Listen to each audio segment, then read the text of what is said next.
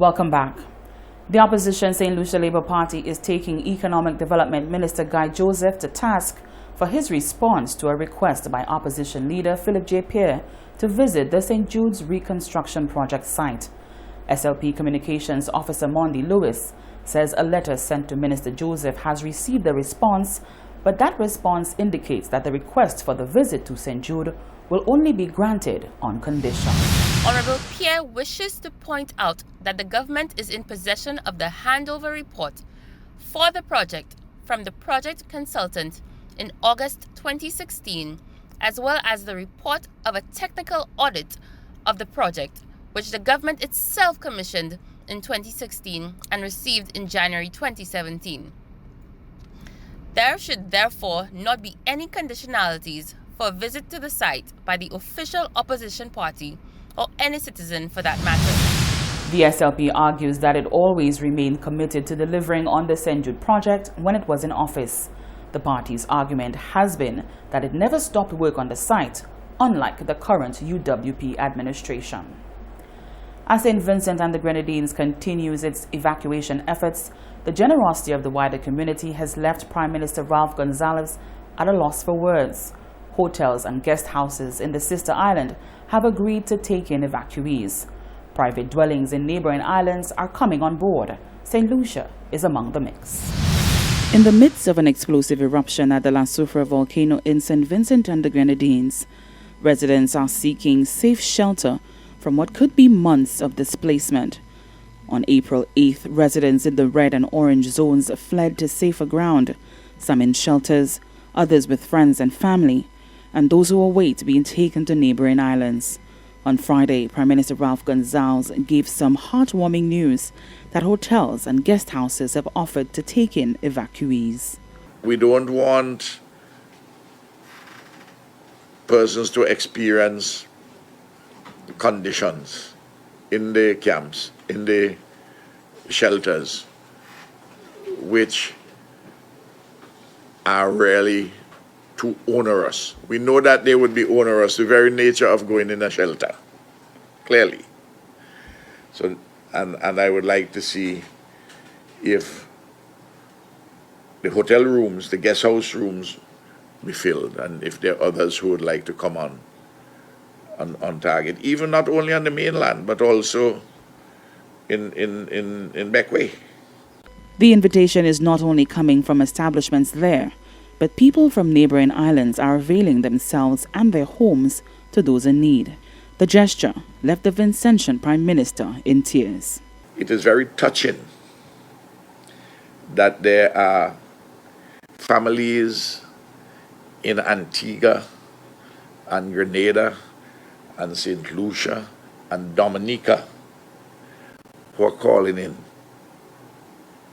and say that they will take people, if need be, into their homes. Amazing, eh? On this dangerous road to Jericho, we have the Good Samaritans.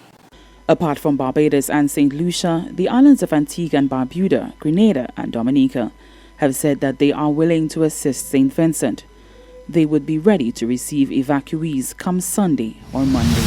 The COVID-19 immunization program has received a $90,000 boost from CIBC First Caribbean. We hear more in this report.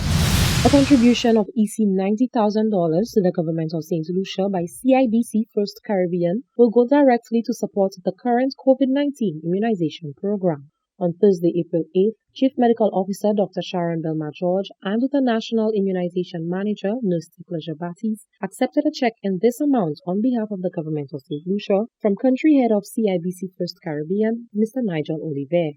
It is a pleasure for me to be here this morning for us to make a contribution towards the vaccination program in St. Lucia of some 90,000 EC dollars. To give some context, regionally we have contributed as First Caribbean $750,000 US dollars to be distributed among our 16 territories. And that $90,000 for us here in St. Lucia, we believe is going to be significant to assist you in continuing your program.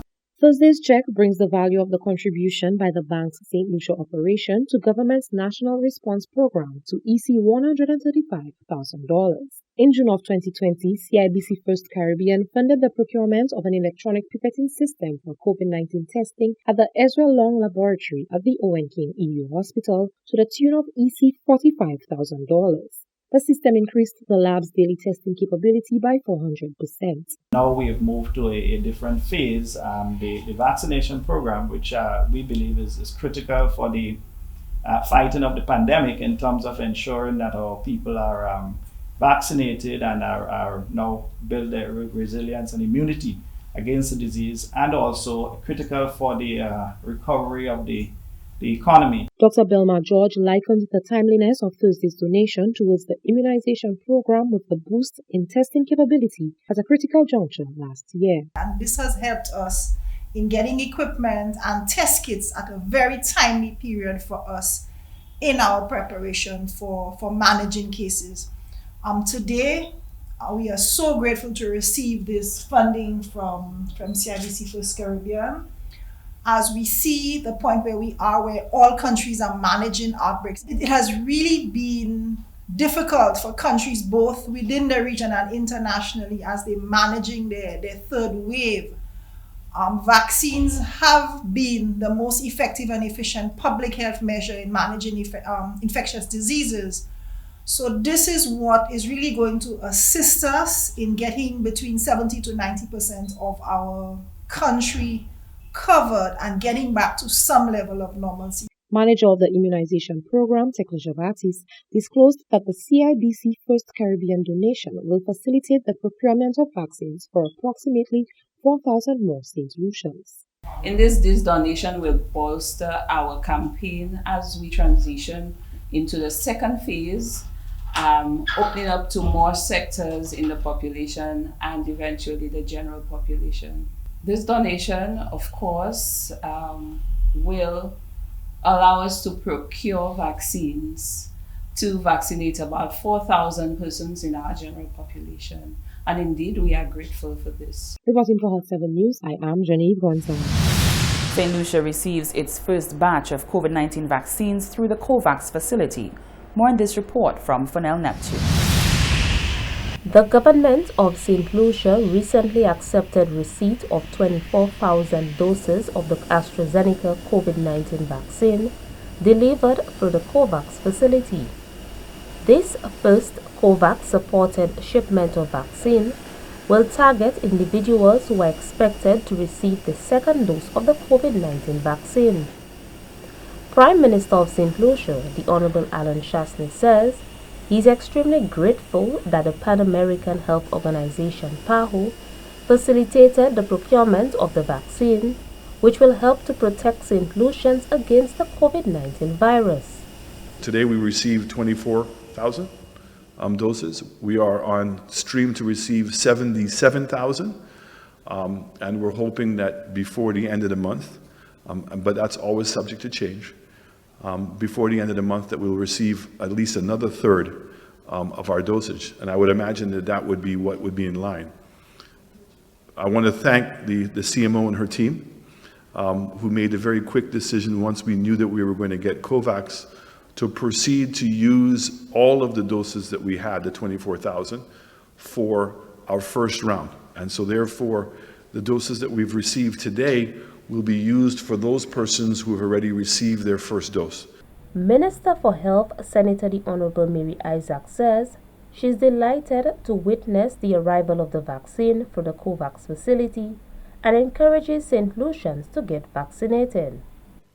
I want to thank all of those St. Lucians who have come forward to take the vaccine, and I want to encourage everyone to continue to take their vaccines so that eventually we will be protecting not just ourselves, but we will be protecting our loved ones, family and friends.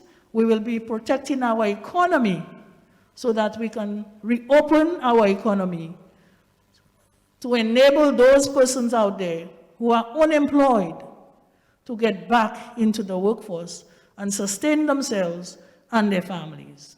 PAHO Country Program Specialist Reynolds Hewitt says His organization remains committed to ensuring that countries in the region have sufficient supply of vaccine.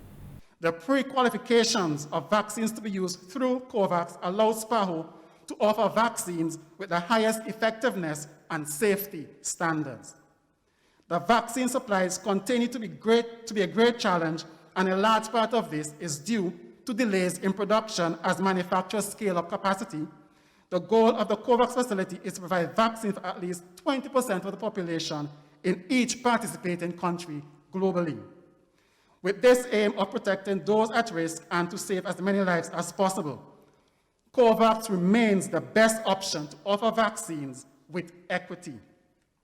The COVAX facility is a global partnership between the Coalition for Epidemic Preparedness Innovations, CEPI, Gavi, the Vaccine Alliance, UNICEF, the Pan American Health Organization, and the World Health Organization. In the coming weeks, St. Lucia will receive another batch of the COVID-19 vaccine through the COVAX facility. Reporting from the Communications Unit of the Ministry of Health and Wellness, I am Pernell Neptune. And do stay with us. There's more coming up.